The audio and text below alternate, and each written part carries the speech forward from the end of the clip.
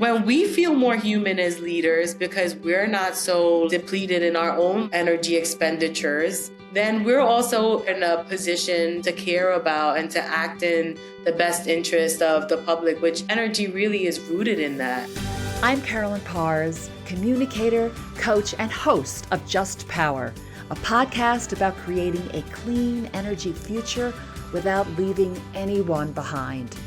Join me as we explore the technologies, policies, and human stories that can make clean energy not just sustainable for our planet, but accessible for everyone. 1 in 3 Americans are struggling to afford the energy they depend on every single day. Not the energy of the future, but the energy that they depend on right now, right here. So the question isn't whether it's a problem. The question is, right now, what does credible responses, leadership responses, actually look like in this moment? Welcome to Just Power. Hi, I'm Carolyn Parrs, and this is our series, Leading Through Energy Affordability. In episode 1, we had Charles Hua from Powerless, and he gave us from their new report, the data. And then in episode 2, we brought on Jennifer Greenert from Energy Outreach Colorado, and we actually heard from real people in real communities in Colorado and what they're experiencing now. Today, I am bringing back someone who has spent years at the intersection of all of this, the research, the policy, in the trenches with people experiencing energy insecurity. I have with me Dr. Diana Hernández. She is an associate professor at Columbia University and the author of Powerless, The People's Struggle for Energy. She has made it her work to make the invisible, what we don't see, visible. And today we're going to explore what credible responses actually look like from those with the power to act on them. So welcome, Diana. Welcome back, I should say. Thank you so much. It's so lovely to be here again with you. I'm excited, and I'm really excited that we didn't necessarily coordinate, but we're both wearing I stripes. know. I didn't text you ahead, and we've got the stripes on. We're ready to go. Indeed. All right. I want to start right with the title of your book, right? Powerless. Because in that national survey that Charles did with his team, the number that really kind of floored me is 4 out of 5 Americans right now feel powerless over their energy bill, right? That is actually the name of your book. It is. Right? Well, I have to say, I'll give kudos to Charles Hua, who has been really kind of such a good spokesperson for this work and, kind of bringing literally new energy to it and a new generation. I'm really proud of him. And also Jennifer Greenert, who's also been on this, who's been really kind of the longevity of that effort and her commitment really seeing through at Colorado Energy Outreach is also like really impressive. And I think that that's when I think about really the topic of today, I think about leaders that are both doing bold work and kind of communicating findings and also expressing the urgency that is kind of these issues that are on the ground and sometimes invisible, but also doing so with a level of commitment because that commitment is also a big part of ultimately the mix of solutions. We need credible partners that also have the longevity in the work to be able to kind of also talk about this as not, a topical issue that is winning political races, but is also that something that is very consequential and matters.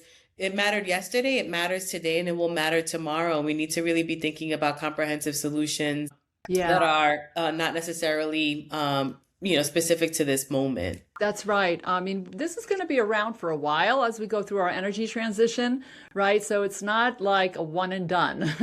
It's really big, and it's 5 to 10 years, right? We'll see about that. So you've actually been in the homes, right, of people who are experiencing energy insecurity. So setting aside the programs that we've heard about and the policy language, Just what is energy insecurity and what would genuine help have actually felt like to the people you sat with?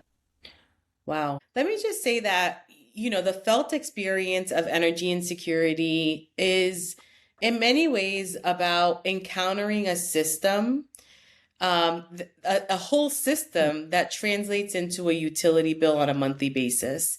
Okay.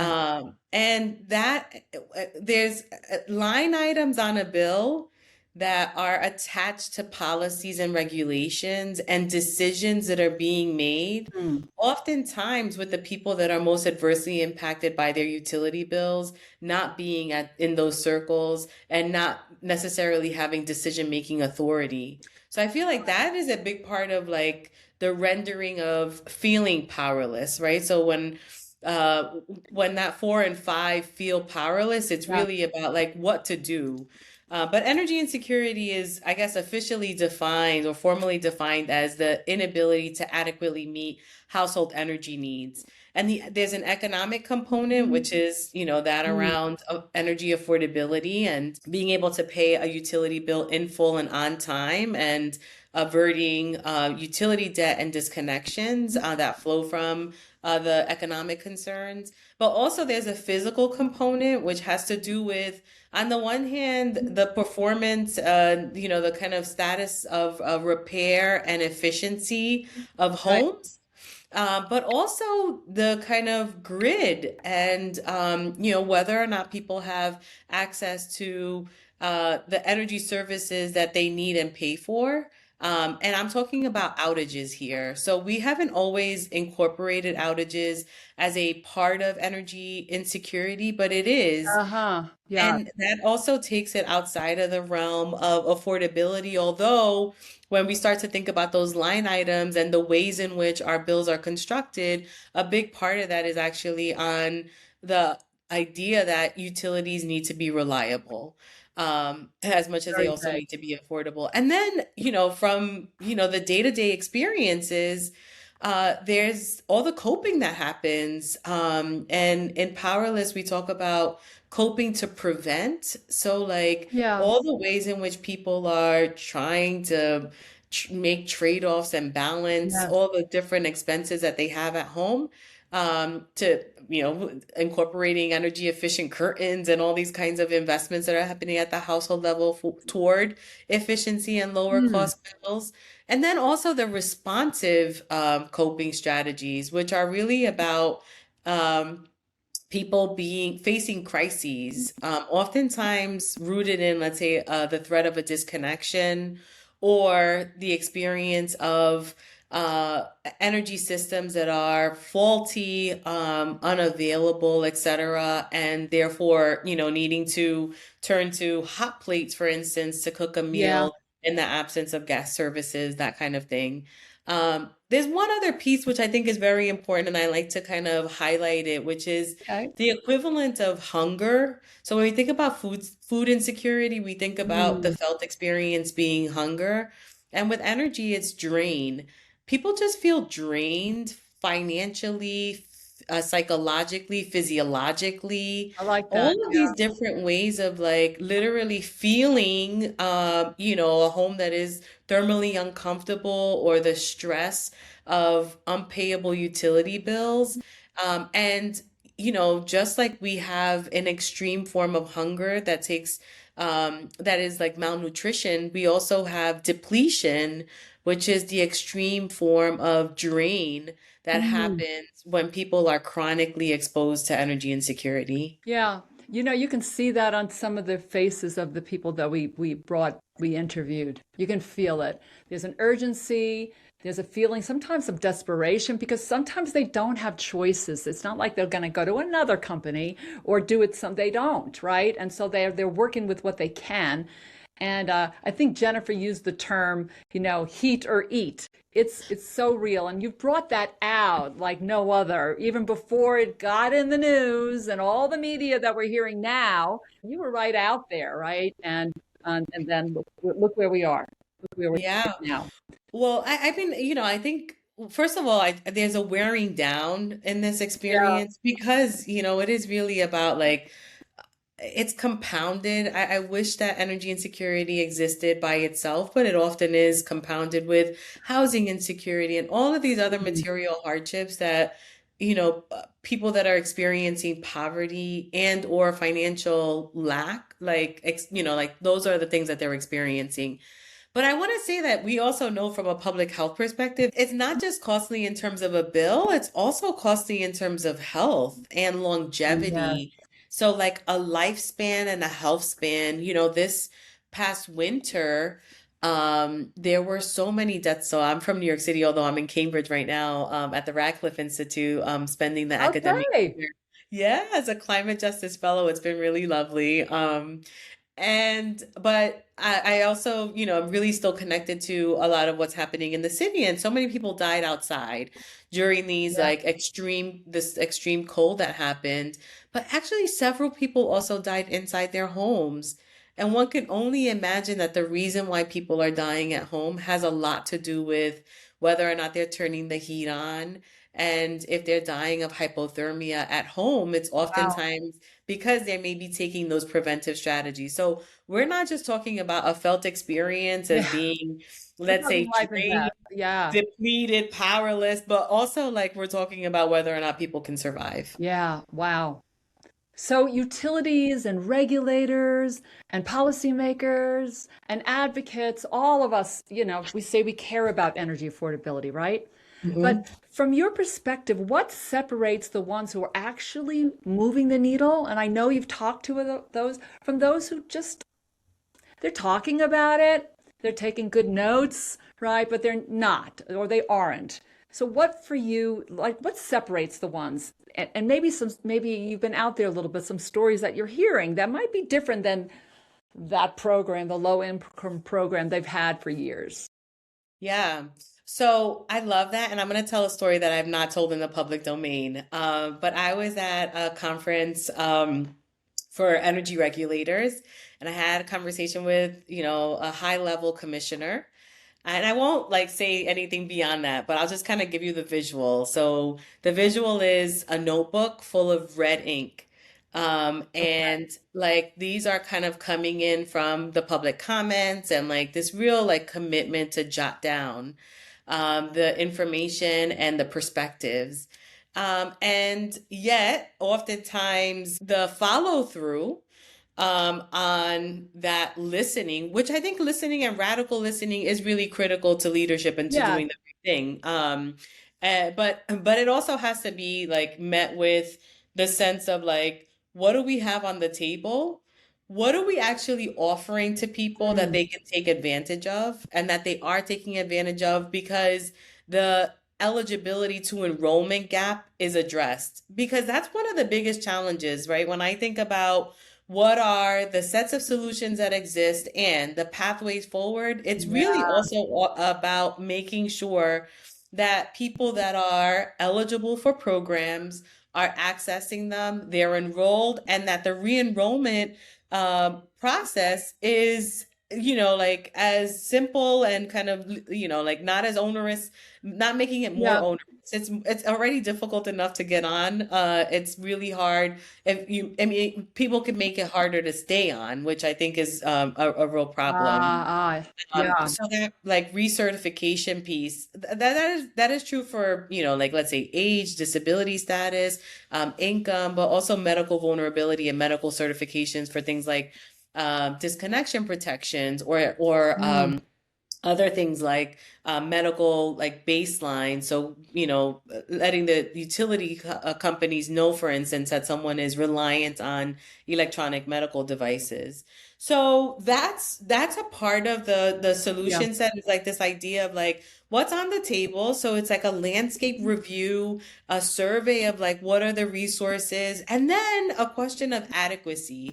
So like once we have an understanding of what's Mm. there, who's enrolled, who are we missing? What do we need to do to close the gaps between who is eligible and who is actually enrolled? Then we think about, well, when they are enrolled, is it actually enough to make a meaningful contribution to their ability to afford utility bills? And oftentimes that is really like the where things are lacking most, right? Yeah. It's like, yes, there's something on the table, there's an offer, but it's incomplete. It's incomplete because it isn't enough.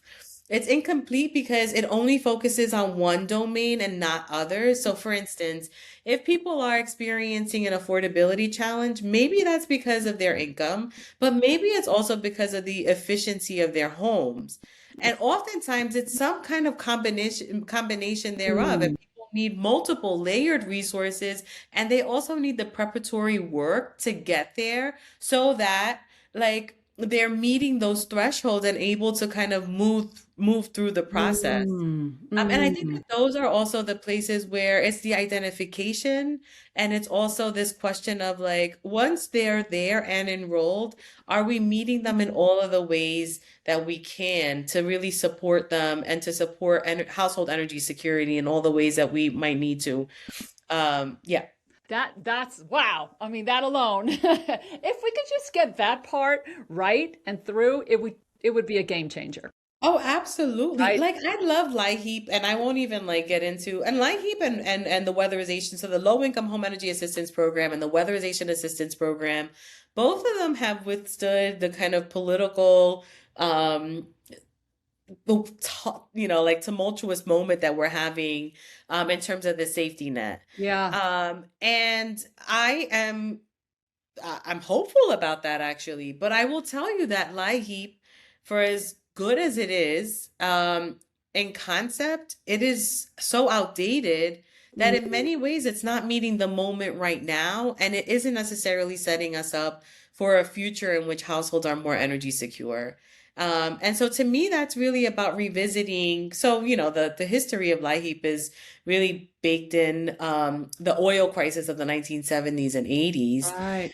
And, it's basically about home heating oil and like seasonal protections for heating. So it has nothing to do with the cooling season. Mm. There's very little support. There's very little support in the way of it's very crisis oriented. So it isn't necessarily about supporting prevention, which we know is an important kind of Hmm. tool for, like in the medical field. Imagine if every situation we dealt with in the emergency room, like that's kind of how light heat functions. So like it's a big problem. Ah, okay. Wow. Jennifer mentioned, I just want to say this because you two are in cahoots here, about like one source, right, for eligibility instead of like all these different pieces, right, that you have to go through. It's so laborious. And then there are people that, just maybe not even speak the English and they can't, it makes it hard. And I guess also, I think with our headwinds that are happening right now makes it even weirder out there, right? So what you've said feels like a total reform for me, right? It's like that worked back in 1970. Not to say you throw it away, but there's like, it has to just relook at where we are today because it is so different, right? So, Yeah, it's funny that you said reform because I'm like, oh, reform. I would actually call it probably low-hanging fruit. In the sense that it's it's already not a that big deal. no, I think it just needs to be like modernized and refreshed for the moment. And that I think is hopeful, right? Because I think, there are some people that are like blow it all up and like we need to dismantle all kinds of things and I think there's space for that. But I think that there's also like the kind of incremental improvements that can happen with resources that are existing that are actually also very well supported. And I think that these programs, the energy assistance programs, that is true. I think they just need to be, better. We need more funding, to support more households and more households that are Mm. increasingly, in need, demonstrating need for energy assistance, but also to be like kind of more in tune with the fact that, like we live in an environment where we have two peaks now. We have winter and we have summer. Yeah. We have issues around, well, these are year-long problems for many people. Mm. And, we have this kind of issue around the budgeting where some of the southern states that have the highest energy insecurity rates are actually the least supported in these programs. And that's just by the design of the funding formulas. And I think that there's also a lot. About reform. I didn't mean tear it up, blow it up, because that's really harsh, and it's for so many. But it really needs to be rethought, Yes, right? For now. And then, not to say you're throwing it all away, you're not, but you're really rethinking it for our times. I use the word exactly. reform. I'm not sure if it's the right one, but that's how it No, felt no, to no. me. Yeah. Well, I've just been thinking like, do I go far enough in my work? Like pragmatic, right? Like my whole like thing is like how can we take like really practical solutions as we kind of dream up the big picture, like innovations that are necessary and really the structural overhauls on programs and like Yeah. reimagining systems. I also think that there's just like some things that we can do right away. What would I that be? Right away. Right away things. Oh, well, I think right away is basically ensuring that we have social and energy safety nets, um, and that we have um, like more participation in that, in what is funding and fueling the energy safety net in particular. The way that LIHEAP works is that it's a block grant to states, a federal block grant, and Right. very few states, like a handful of states, actually do anything to supplement it. So Okay. you really have this kind of underfunded and really federally focused energy safety net.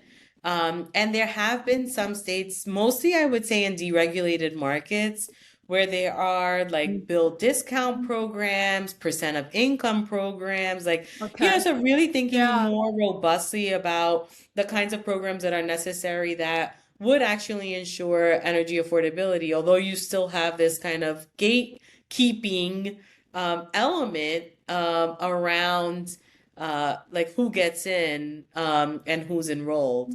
So, I mean, I think those are the low-hanging fruit is like, again, the design of some of these um, energy affordability schemes that are Okay. at the state level. We know that percent of income payment plans are really effective and when they're enhanced.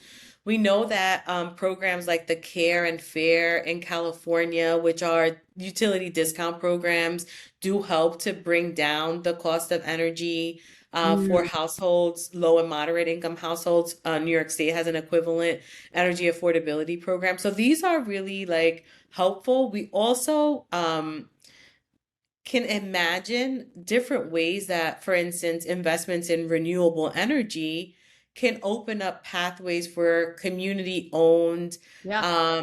and supported energy microgrids. And that I think is like, Yeah. it's not So so far off, but I think it's kind of community like, gardens, solar gardens, right? Yeah. Yeah. exactly. Yeah. And I think that that's also then, I mean, that's the structural reform too, that also like diversifies who owns energy systems, who has oversight of them, and what Hmm. priorities are those energy systems serving. And I think the ones that are more community focused are, like are more informed by the priorities that are often rooted in like the ability to meet just basic household needs, Yeah. not just in energy, but the energy pieces Hmm. could be could be supported in kind. Okay. So you've been with your book and out there, you've had some conversations directly with utilities, right? So, what do they tend to want from that conversation with you? And what do you think they tend to resist? I mean, you just gave a slew of amazing things to begin with. And what are you seeing out there, right? As far as like, you said, remember that red with the red ink book, right? There's a lot of red ink there. How many parts of that are actually going to show up over here? So, what do they tend to want from you and your conversations, and where are they resisting? Like, where's the wall that still seems to come up? Yeah, so I mean, I think one of the let me just say that, utilities are kind of interesting. They're big. Some of them are like across different utility service territories. And I think one of the things that I've been able to convey and communicate to utility stakeholders has been about the human toll of energy insecurity. Because a lot of the Mm. times, like the economists and the engineers are really in charge in Yeah, utilities. I'm a social scientist in public health, and I think a lot about and lead with like what are people feeling? And how are they managing? And I think for them, it's a different vantage point, and again, a different set of like ways of thinking about this yeah, issue. totally. Like it isn't necessarily just about how reliable are our energy services, but I always really kind of lead with the idea that like actually energy services are not reliable to people that have extreme affordability challenges. Like because their needs cannot be met if they're constantly facing the threat of a disconnection or living through extended periods of being literally in the dark because they can't afford their utility bill. So I feel like that's an important part of the messaging and the Hmm. ideas. And I think another part of it is also how do you work with communities. And what are the ways in which, like there's a lot of distrust. How do you overcome these questions and have more productive conversations? So I do work with with a local utility in New York City.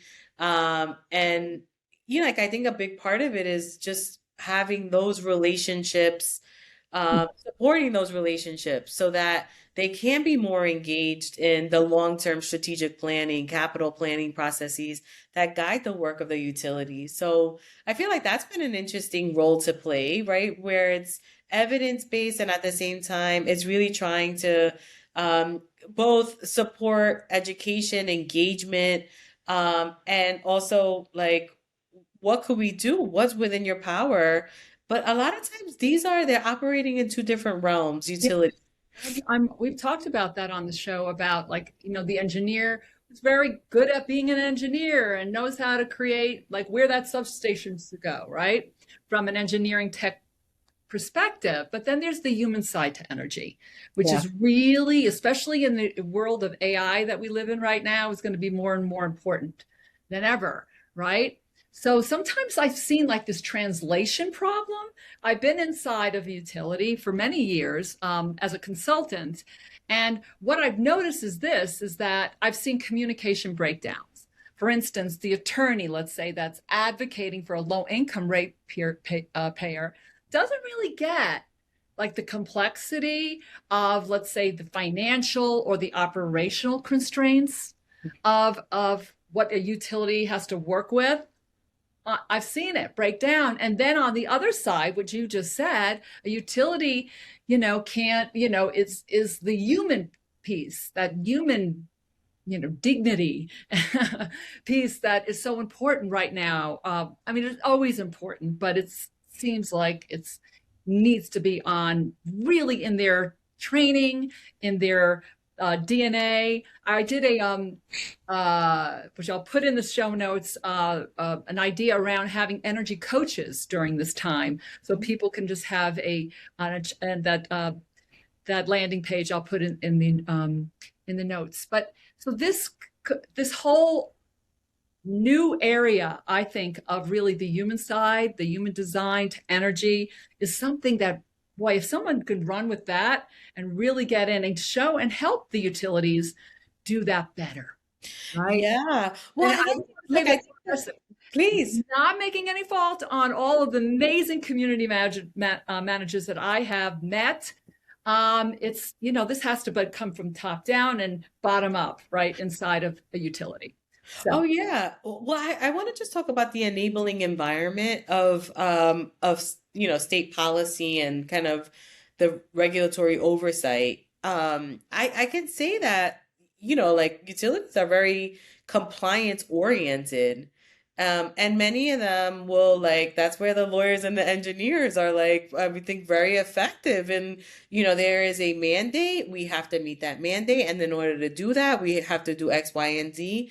So I right. think really this is also a question of like how do we create the political pressure for instance, to inform how the utility, like what are the metrics that they have to be compliant around. And I feel like that's kind of an area that, like I could say for sure in New York State, the Climate Leadership and Community Protection Act, which right now, like this is like hot off the press, like is really, Okay.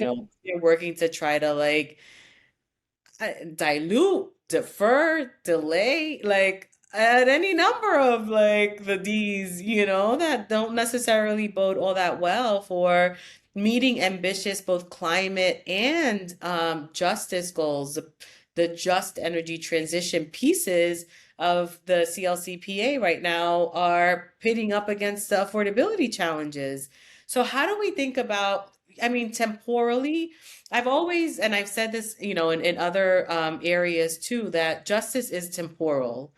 On the one hand, when things go too fast, like a lot of the kind of um, agreements in the data center world, I think a part of why that like will introduce new injustices is because it's going too fast and it's not transparent. But I think the other piece of it, like the temporal piece, is when you do things in partnership, oftentimes it just takes longer. You can get to better ends that meet multiple, like, like good outcomes, multiple positive, let's say, triple bottom line type things.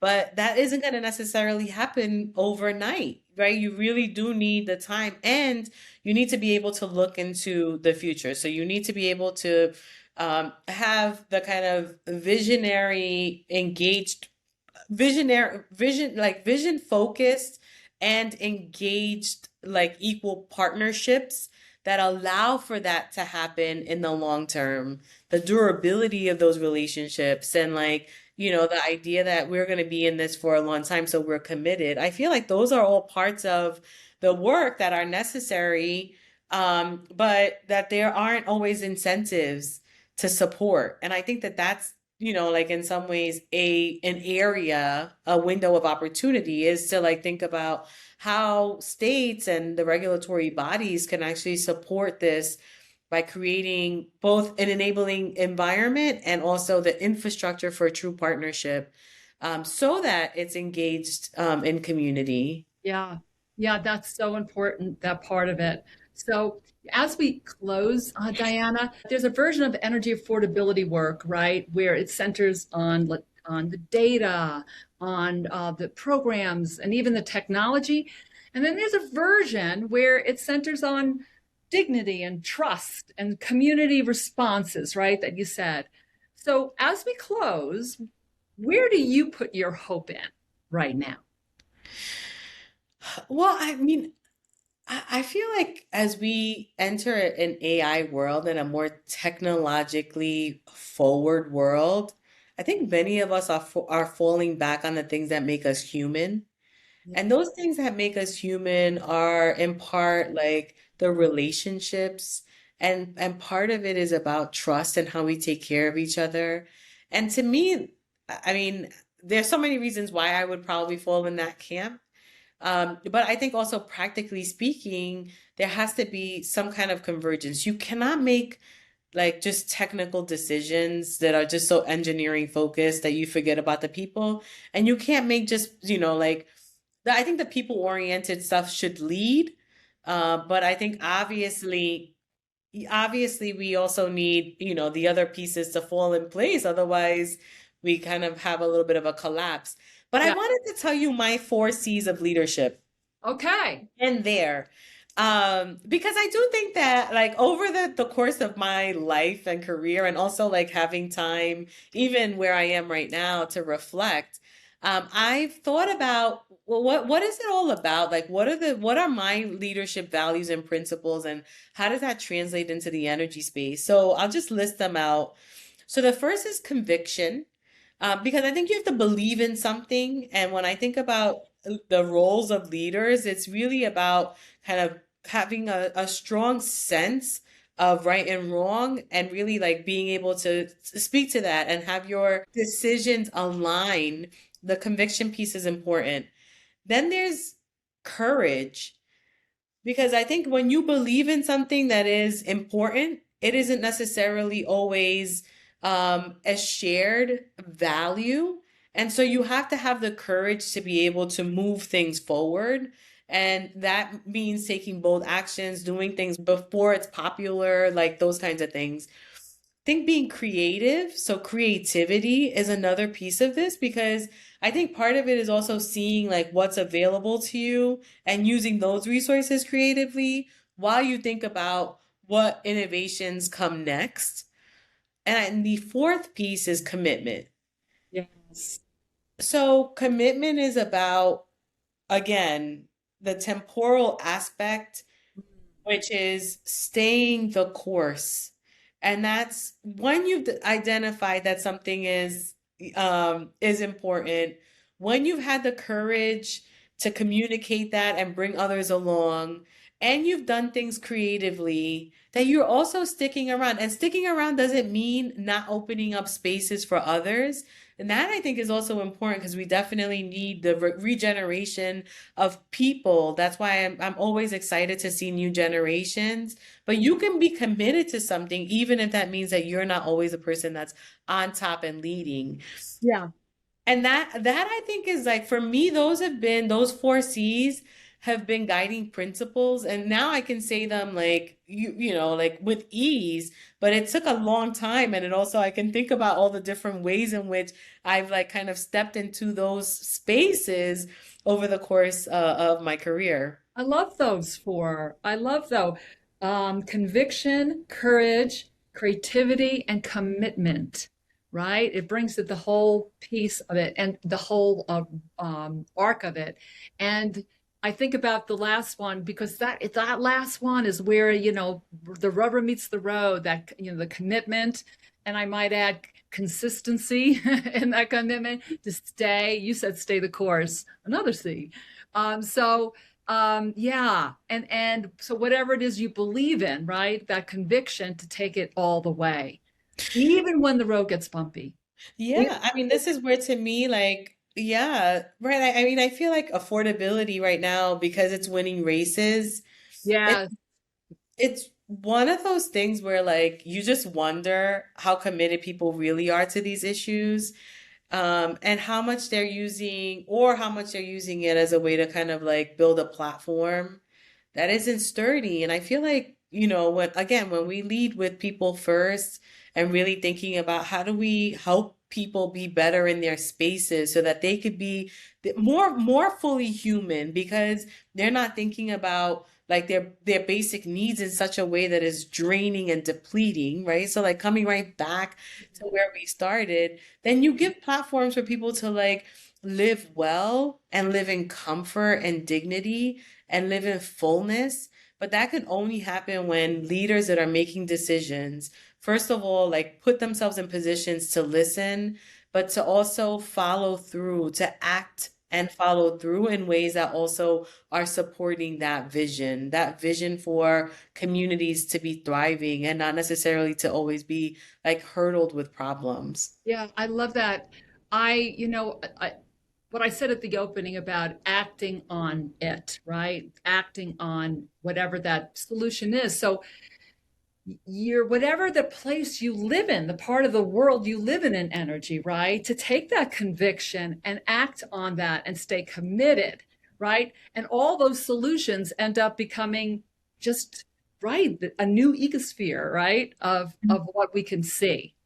So, you know, Diana, so thank you so much for coming on today, right? Your work, your research, being part of this series, you're exactly the kind of leadership that, why we exist on Just Power. So how can people find out more about your work, where you're going, what you're doing right now around this? Yeah, well, I mean, I'm definitely online, and you can find me. My personal Are you everywhere? website is drdianahernandez.com, but I'm also on Columbia's faculty web pages and that kind of thing. I will say that, I've been using my time in this fellowship to really get into ideas around female founders and firsts. So women that have really been at the frontiers of the social and environmental sciences and what like makes them stand apart and what kind of challenges they faced in like being the first. And this is also just like women leaders, many of them women of color, so like kind of taking an intersectional approach.